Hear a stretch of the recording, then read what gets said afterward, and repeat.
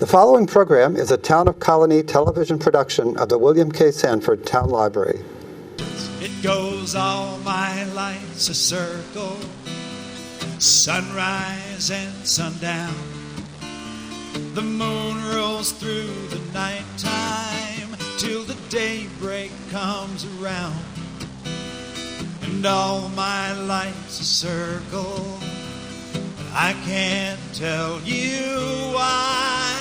Seasons spinning round again, the years keep rolling by.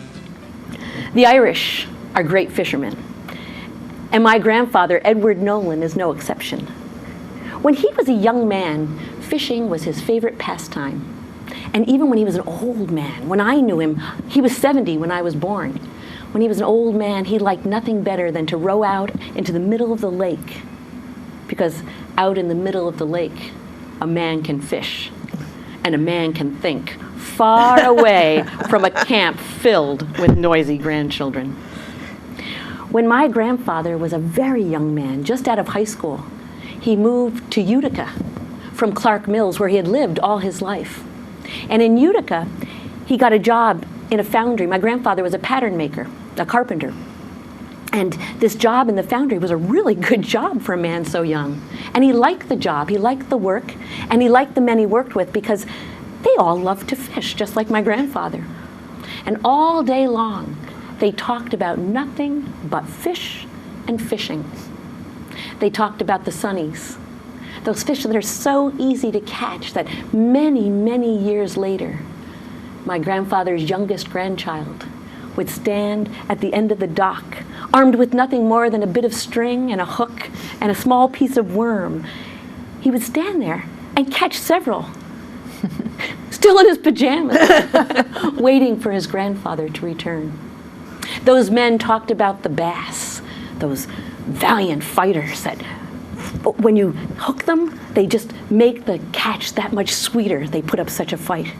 They talked about the pike, the pickerel, the tiger muskies, those monsters of the northern lakes that can get to be 4 and 5 feet long.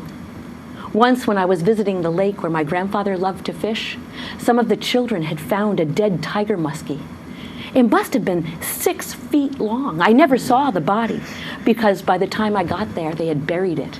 But they hung the head in a tree so we all could admire it. The children arrived, they brought me there. They wanted me to see this prize. And the children danced around under that big fish head. It was as big as a large man's hand. They pointed out its many wonderful features, including the teeth. The teeth that had been the stuff of my own childhood nightmares. And then those children skipped off onto the dock and they jumped into the lake. The lake that had spawned that monster. They were brave children. Well, those fishermen that my grandfather worked with, they talked about their favorite fish of all, lake trout. Trout aren't too hard to catch. My grandfather was an expert fly fisherman. And they're really easy to cook. They're so delicious. All you need is a hot skillet, a little bit of butter, and maybe some lemon if you remember to bring it along, and you just throw that trout into the skillet and heat it up for a few minutes. Oh, it's so delicious.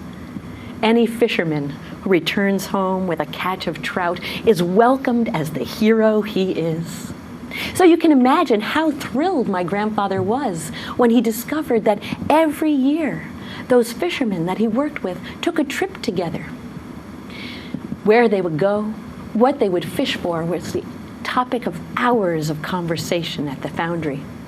But at last it was decided they would go up into the southern Adirondacks and they would fish for trout. I can't tell you where they went because my grandfather never told me. Well, the morning they were to depart, my grandfather woke up so early before the sun rose, and he waited on his front porch, surrounded by his gear. He had his fishing poles, his flies, he had his bedroll and his tackle box. He was ready. And he saw the car driving up his street, the headlights shining on him on his porch. and he walked down to meet his friend, and he helped him load up his gear into the trunk. He was careful not to disturb the case of beer that was already packed. And then the two of them drove off to pick up a third man who was waiting on his porch, surrounded by all his gear, and 2 cases of beer, all of which was stowed carefully into the car, and they drove up into the Adirondacks. It was a beautiful day. My grandfather watched the sunrise as they headed up Route 12B. And as they drove, my grandfather was disturbed by some thoughts. He felt like he had forgotten something, but he couldn't quite think what it was. They finally arrived at the spot where they were going to fish and camp for a week. There were several other cars pulled off the side of the road, and there was a beautiful camping spot. It was active with all these people pitching tents and building fires and tying flies and stacking up the beer cases. And then it was, as my grandfather looked around, that he realized what it was he had forgotten. There was no food. Nobody had brought anything to eat. There wasn't a crust of bread or an apple or a bit of cheese, nothing. And my grandfather, who was already starting to get a little hungry, because you see, until that moment, all his meals had come to him at regular intervals and in large quantities. He couldn't help himself. He said, "Well, there's no food. What will we eat?" And the startled men looked at him. And one of the men, whom my mother told me that my grandfather had told her, this man looked just like Santa Claus with a big white beard and a belly on him. This man put a fatherly arm around my grandfather, and he turned him so that my grandfather could look at that beautiful trout stream that was flowing right past their feet. And he said, "What do you think is in that stream? We're going to be catching fish all week. We'll be eating fish." And then, because my grandfather was very young and getting very hungry, he said, "But what if we don't catch anything?" Well, this startled the men, but it was Santa Claus who recovered first, and he once again turned my grandfather around to face that big stack of beer cases that were now taller than my grandfather. And he said, "Well, look at this," and he pulled one of the bottles out of the top of the top case, and he handed it to my grandfather. And then he pulled another one out, and he opened it, and he drank it. He swallowed that beer. He drank deep, and he smacked his lips, and he said, "Beer, both food and drink." And then my grandfather knew they had nothing to worry about. They had everything they would need for the perfect fishing trip. And ever since we heard that story, whenever anybody is hungry in my family and there's some beer around, we tell them, "Beer, both food and drink." I chose, the stories I brought today are folk tales. And the first one I think I'll tell comes from, well, they both come from Japan, actually. So the first one is the stonecutter. Once there was a man who cut stone. He was very good at his job. The stone that he cut was not just used to build roads and bridges, but to make the most beautiful temples and palaces in Japan. He knew exactly how to place his chisel and strike it with his hammer so that the stone broke exactly straight and true. Still, there were times when he hated his work. He was out there, whether it was pouring rain, whether it was blazing hot, whether it was windy and cold, chipping away at that stone. And one day he threw down his tools and he said, "Why do I have to be chipping away at this mountain all the time? Why can't I have pleasure and amusement as other people do?" And when he stopped talking, he heard the sound of music and many feet, and when he looked, there was a great procession coming down the mountain road. In the beginning, the musicians making what he had heard. In the back, swaying dancers making a beautiful ending. Shining armor-polished soldiers on one side, on the other side, servants. And in the center, the reason for the whole procession, the emperor on a shining black horse with a gown of purple and gold at his neck and his wrists. To keep him from the sun, a red canopy. Saku the stonecutter watched until this procession was out of sight. And he said, "Oh, if only I could know what it felt like, just for 5 minutes, to be the emperor." And a voice spoke somewhere around him. It said, "Saku, be the emperor." And so Saku felt himself astride that horse. There was the music and the dancers and the soldiers and the servants, but some of the musicians hit wrong notes. Some of the soldiers hadn't polished their armor, and some of the servants were whispering, and some of the dancers were clumsy, and he was hot, even though that canopy was over his head, and he could see through the canopy the sun. "Oh," he said, "there's something stronger than the emperor. I wish I knew what it felt like, just for 5 minutes, to be the sun." And the voice said, "Saku, be the sun." So there he was, shining and fiery in the sky. But he didn't know how to be the sun. He shone and shone and shone until all the humans and the animals sought shelter, and the plants began to droop. And then the streams dried up, and great cracks opened in the earth, and even the rivers were dry. And the people begged for rain. And then a little cloud came and put itself between Saku the sun and the earth, and Saku the cloud, the sun, said, "There's something stronger than the sun. I'd like to be that cloud." And you know what the voice said.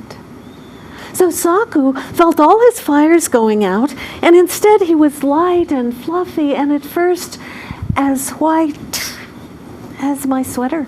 But then moisture began to cling to that cloud. It began to be gray and heavy, and then so full that it split open with lightning, and thunder rolled across Japan, and the rain began to pour down on the earth, and the people felt it on their faces. But again, Saku didn't know how to rain. He kept raining. First the cracks were filled, then the streams, then the rivers, and everything was overflowing. And then everything was washed away. Houses, people, even the great temples and palaces of Japan. But Saku, the cloud, saw only left the mountain where he had cut stone. And he said, "There's something stronger than the cloud. Make me into that mountain." And the voice said,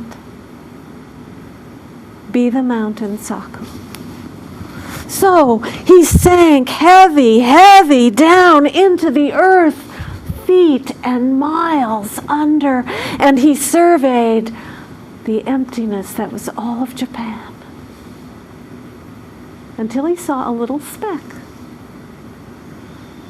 That little speck was coming toward him. That little speck had arms and legs and a head and a body, and as it came closer, he saw it held tools, one in each hand. He felt little spidery feet coming up his mountain chest. He felt the edge of a chisel. And then he felt a trembling through all his stony mountain body when the hammer struck the chisel.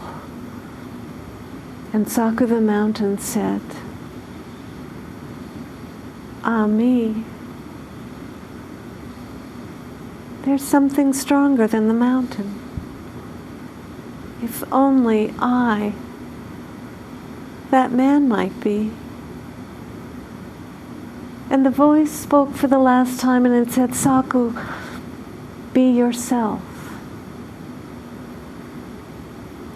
A human being once again. Saku brushed the stone dust from his face and his robes, picked up his hammer and his chisel, and this time when he struck the chisel, he knew how strong he really was. And he never wished to be anyone but himself again. Gwaradevi was a little girl. She was only 8 years old. And she lived in northern India, near the Himalayan mountains. And in her village, near the mountains, she could see the beautiful snow-capped mountains. Early in the morning, the sun would come up and the snow would sparkle like diamonds. She lived in such a beautiful place. What a fortunate little girl. And as little girls do, she had some chores to do. Her job, early in the morning, when she first woke up, was to take the goats to pasture. And then when she came home with the goats, she'd eat her breakfast, and then she had to go with her aunt into the forest where they would collect herbs and plants because her aunt was the healer of their village. Well, she and her aunt would come home and they would have lunch, and later in the afternoon, she would go with her mother back to the forest to collect firewood.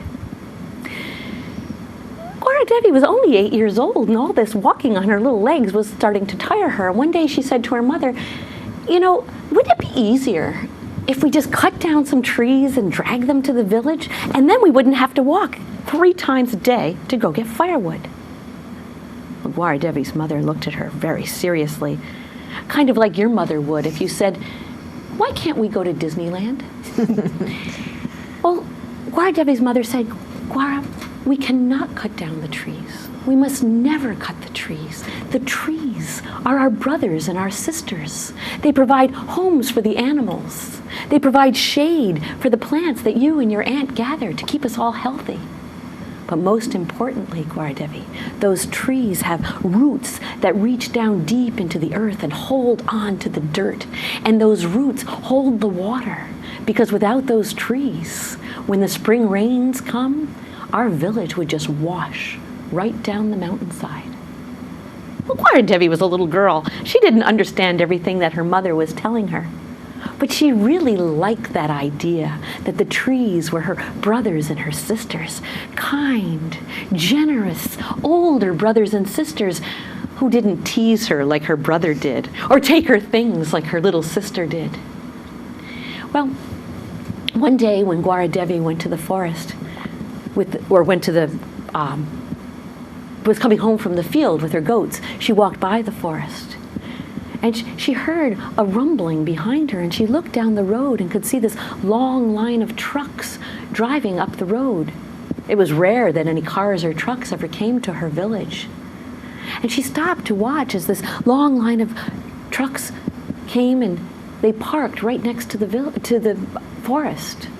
Well, this was very interesting. And the men climbed out of the cabs and they went to the back of their trucks and they pulled out chainsaws and axes and lengths of rope. And they put gasoline into the chainsaws and they started them up, and that sharp sound, it cut into that quiet air, and the birds flew off. And Gwaradevi, who was not shy, went up to one of the men and said, "What are you doing here?" And the man looked down at the little girl and said, "We're here to cut down the trees." "No, no," said Gwaradevi, "you mustn't cut the trees. They are our brothers and our sisters." And the man looked like he had expected to hear something like this, but not from someone quite so young. And he mumbled something about just doing his job and run along, little girl. And she watched for a little while. She backed away And then she turned around and started walking, and soon she was running as fast as her skinny little legs would take her, right back to the village. In the middle of their village was a big bell, a gong, and she picked up the mallet that was almost as big as she was, and she banged that gong, bong, bong. And soon the women and the children came running. The men were off working. And they said, "What's wrong? What's happened? Has someone been hurt? Who died?" And Gwaradevi, who was still shaken from her wrong, and her arms were still shaking from banging that gong with that big mallet, could only point down the road and say, "The trees, the trees." And the women knew what was happening. They ran down toward the forest, their saris flapping behind them in the breeze, the colors shining and shimmering in the sunlight, the grandmothers with the babies bouncing on their backs. They ran as fast as they could right down to the forest, where the men were starting to cut down the trees. When the men saw the women, they stopped what they were doing and they turned off their chainsaws. And they looked at the women and the children. The women and the children looked at the men. No one knew what to do, but Gwaradevi looked at those chainsaws, and she looked at her brother and her sister, and she thought about those saws cutting through their bodies. And she knew what she had to do. She put her arms around a tree, and her little sister went to the other side of the tree and put her arms around the tree, and their fingers touched as the two sisters held that tree in their warm embrace.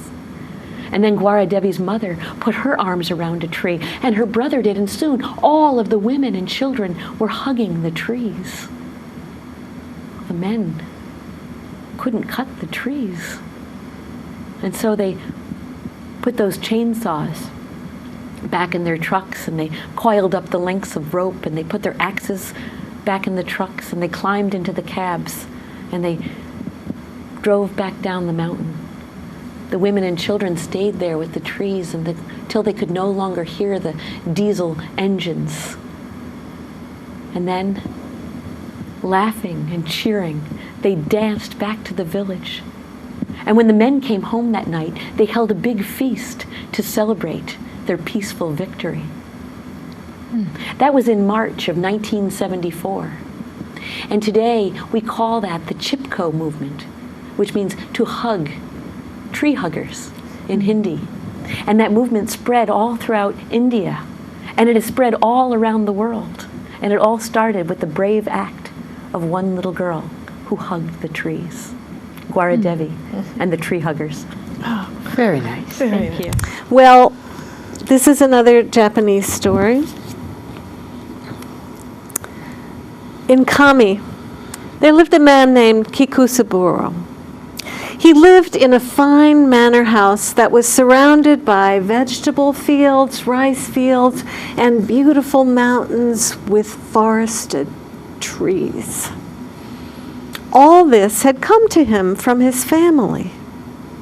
Now, Kikusaburo was not a bad man. It was just that he hated to work, and he loved pleasure.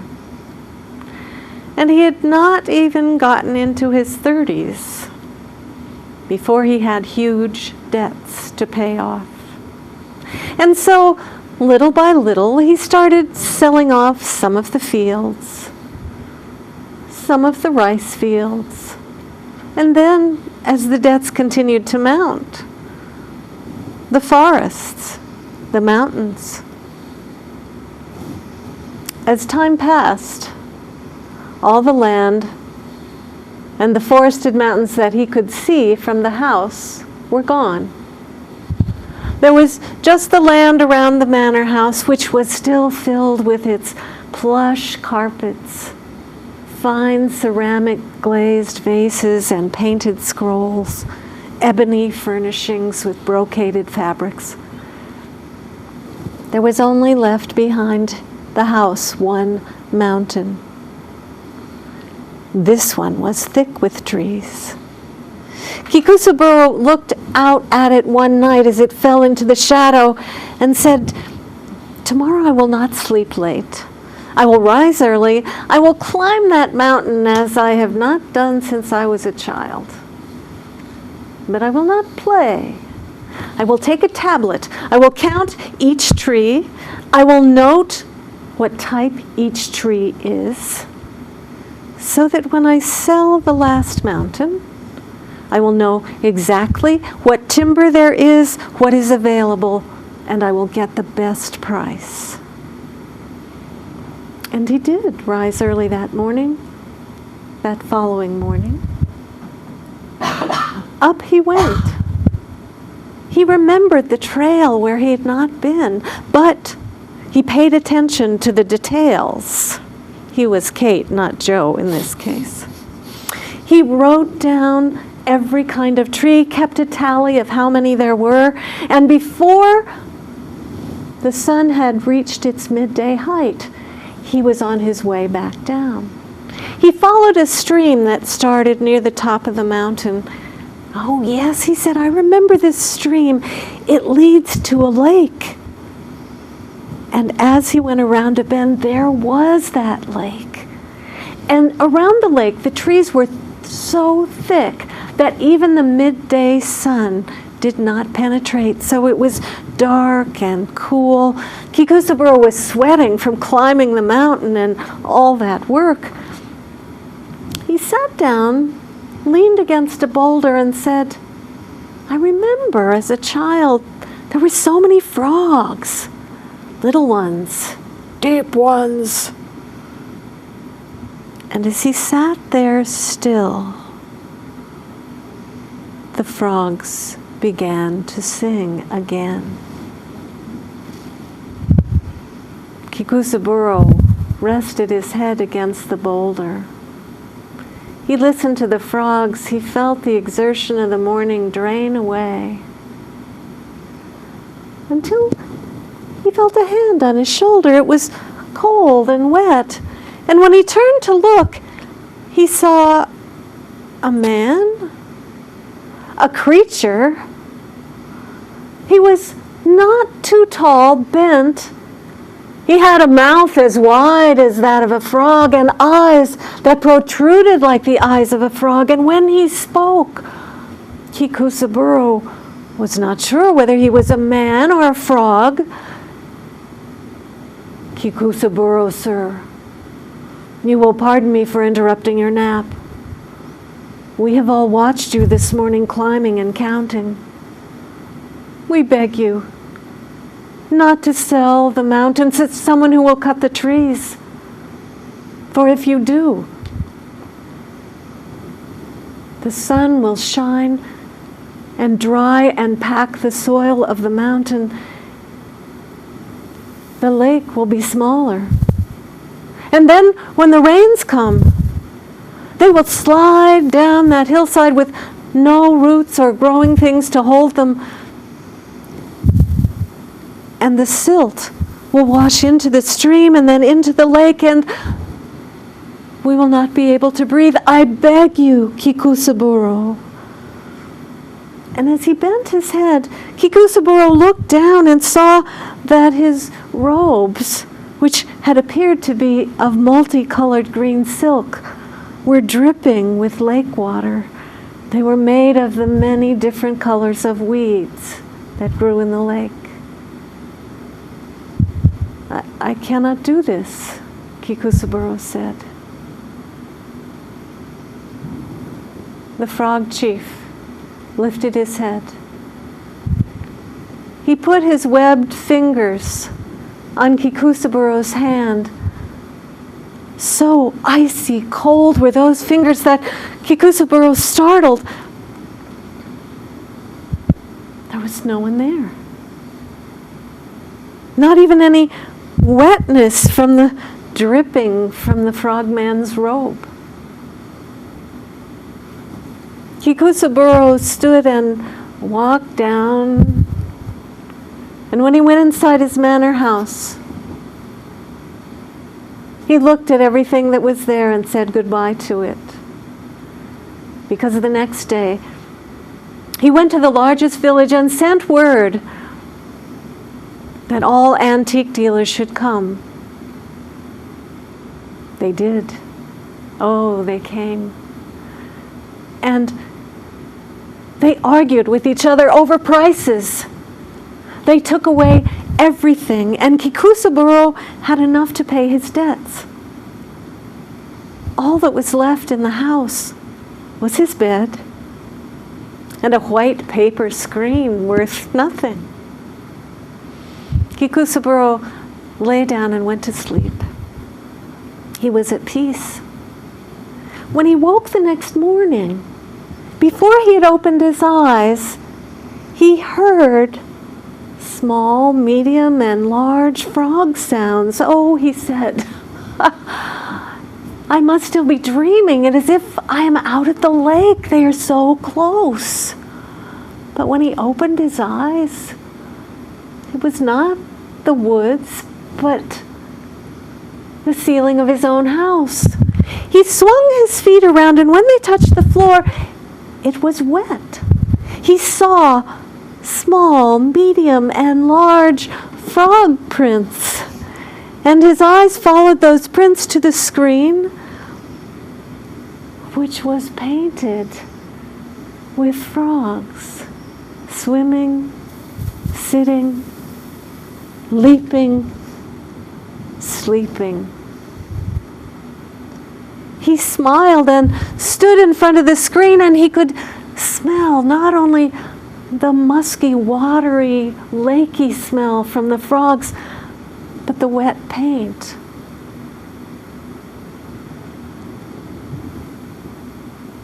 Kikusaburo walked outside. He started picking up the rubbish that was in the yard. He saw some boards that had fallen off the outside of the house, and he rummaged in a shed and found a hammer and some nails and fastened them on, and then went back and looked at the screen again. He found a cloth and started polishing the doorknobs in his house. From that day on, he looked at the screen, he laughed. He pulled the weeds from that rubbishy yard and planted some vegetables. Then, in the wet parts of the yard, he planted rice. And little by little, he enlarged and was able to buy back first a small field, and then eventually all the fields. His house stayed empty until he married and had children, and then their beds and their tables and their chairs, they began to fill it up, but in a simple way this time. And eventually he bought back all the surrounding mountains. Only the one behind him was still filled with trees. When Kikusaburo grew old, his family cared for him and cared for the land. One morning, they found that he had gone to the other world. That evening, they noticed that the screen was fading. And in the days to come, it became again a plain white screen. But the lake of the cloaking frogs is still there today. If you travel to Japan, you could sit as Kikusaburo did and listen to the frogs. The screen was lost, but the lake and the mountains and the trees and the fields and the food are there. It goes all my life's a circle, sunrise and sundown. The moon rolls through the nighttime till the daybreak comes around. And all my life's a circle, I can't tell you why. Seasons spinning round